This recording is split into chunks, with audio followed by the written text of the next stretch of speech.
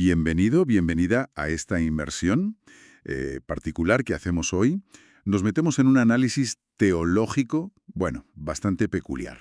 Sí, vamos a ello. Vamos a comparar dos visiones del fin de los tiempos que, a primera vista, parecen, pues, radicalmente opuestas. Totalmente. Por un lado, la escatología, o sea, las creencias sobre los eventos finales del judaísmo rabínico posbíblico, Ajá. y por otro, la del dispensacionalismo cristiano evangélico. Y nos basamos en apuntes de un texto crítico, Cuchillo rabínico en la escatología dispensacional, de Marco Reyes. Efectivamente. Y el objetivo, yo diría, es desentrañar las similitudes estructurales, que son, bueno, sorprendentes, que el texto señala entre ambas. A pesar de las diferencias, claro. Claro, a pesar de que difieren en algo tan fundamental como si Jesús es o no el Mesías, ¿no? El análisis sugiere que ciertas ideas judías tradicionales sobre el fin del mundo, pues parece que encuentran un eco en esta corriente cristiana tan influyente. Entendido. A ver, vamos a desgranar esto un poco, que tiene miga. El punto de partida del análisis es que el dispensacionalismo, esta corriente que nace en el siglo XIX, ¿no? Sí, muy popular en círculos evangélicos. Eso es, pues que adoptaría, según este texto, premisas de la escatología rabínica. Pero, ojo, de la que rechaza a Jesús. Suena paradójico, ¿no? Sí, sí, lo es.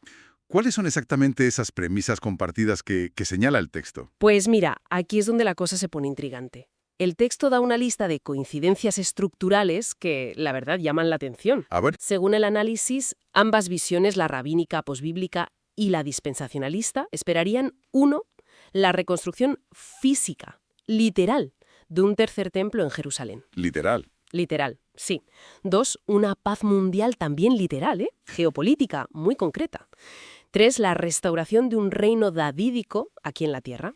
Aunque con distintos reyes, claro. Claro, lógicamente, identifican al líder mesiánico de forma distinta. Cuatro, una resurrección también literal de los muertos. Y quinto, la intervención de una figura como Elías. Elías, sí. Aunque bueno, su papel varía un poco entre una visión y otra. Vaya lista. Es bastante llamativo el paralelismo estructural. Pero has mencionado lo del tercer templo, y ahí el texto creo que pone el dedo en la llaga, ¿verdad? Totalmente. Señala una paradoja enorme. A ver, explícala. Ambas tradiciones esperan su reconstrucción literal, o sea, el edificio físico. Pero, y aquí viene el giro, para el judaísmo rabínico lo construiría el Mesías verdadero, al que todavía esperan. El suyo, claro. El suyo. En cambio, para el dispensacionalismo lo construiría el anticristo, justo antes de la segunda venida de Jesús. Ostras. O sea, el mismo evento. Mismo evento. Pero interpretado de forma totalmente opuesta. Uno es el Mesías, el otro es el anticristo, haciendo lo mismo. Exacto.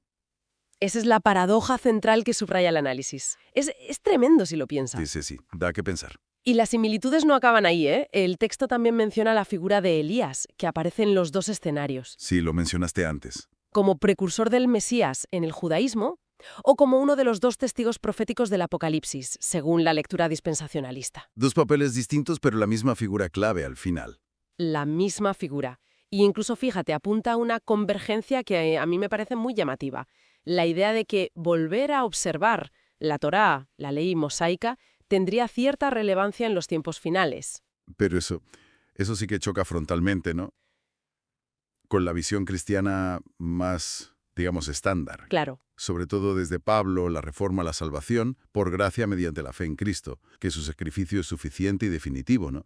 Que supera la ley. Precisamente. El texto lo presenta como una tensión, bueno, una tensión muy significativa. Señala que este énfasis en la Torá, junto con las otras similitudes, pues contrasta fuertemente con esa doctrina cristiana central. Ya. Y el análisis también conecta esta teología con cosas que vemos hoy, ¿no? Por ejemplo, esa fascinación con símbolos judíos en ciertos grupos cristianos. Sí, eso se ve. O el fuerte apoyo político al sionismo moderno, interpretado a veces como si el estado actual de Israel fuera el reloj profético que marca los tiempos finales según este esquema dispensacionalista. Entiendo. O sea, que no es solo teología abstracta, sino que tiene consecuencias visibles. Claro, tiene sus reflejos prácticos, o así lo argumenta el texto. Vale, entonces, si juntamos todas las piezas, ¿cuál es la crítica de fondo que hace este análisis?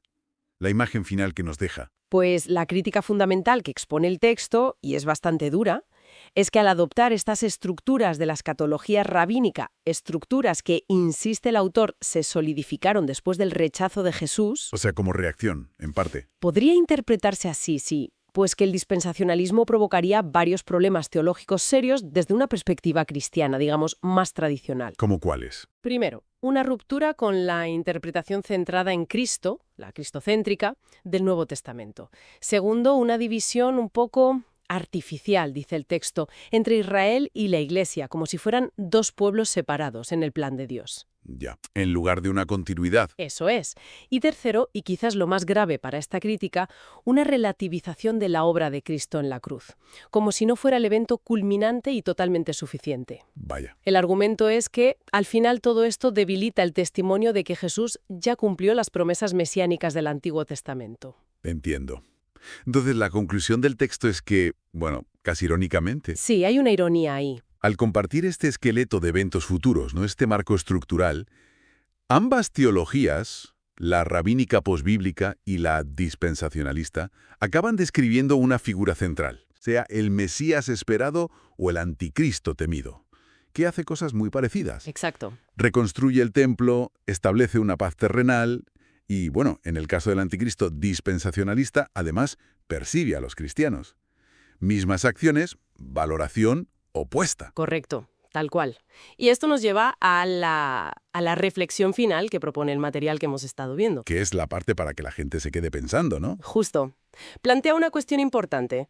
Esta especie de simetría invertida, me gusta ese término que usa. Sí, es gráfico. Donde el mismo evento o personaje puede ser visto como salvador por unos y como destructor por otros, pero dentro de marcos que estructuralmente se parecen tanto.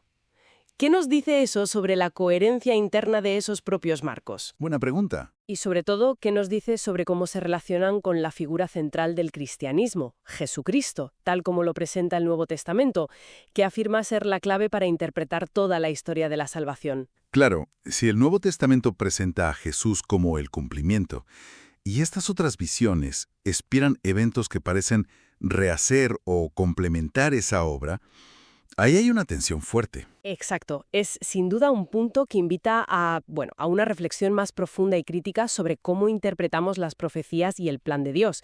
Una idea para seguir explorando, desde luego.